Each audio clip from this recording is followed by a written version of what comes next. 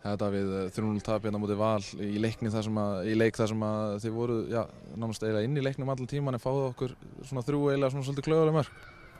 Já, bara hárrétt og byrjum leikinn sérstaklega vel en þeir skora í fyrst skipti þegar fara fyrir miðju sko, þannig að það var ekki nógu gott og já, við vorum alveg að spila svo svona allt í lagi en við erum ekki skapað nægilega mikið og við má gera því.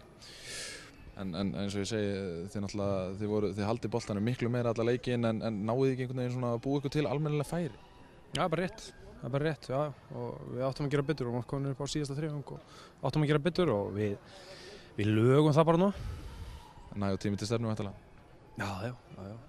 Það er nægur tími, það er bara febrúar, en samt, ég meina, við fórum inn og ætlum að vinna leikinn og ætlum að gera betur en þetta, það er alveg klárt. 2 vafaatriði sem verða inn í leiknum þar sem að, allt nánast stríður upp úr, það er fyrst Dívan á Sigur Egil, hvað finnst þér hana? Dívan á Sigur Egil, já, örugglega Elli var miklu nærri sem ég sko, þannig að, ég meina, kannski vorum við heppnir en ég held að þetta hafi bara verið Díva, hann var svo nálægt. Svo það sem að Einar Karl tekur boltana Brynjari Hlöðversinni þegar hann virtist alltaf sparka honum út af, það hlýtur að vera perrandi að sjá svona atvik gerast að þeir eru undir. Já, ég meina, já, það var alveg pirrandi, ég held að hann væri, þú veist, af okkar mat var hann hægt að dæma fyrir sko, en ég meina, þetta gerist bara, þú veist, og búið.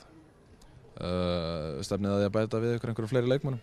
Já, við erum að skoða og við erum að æfa mjög vel og strákarnir standa sig mjög vel en við erum samt að skoða 1-2, sjáum hvað gerist í því.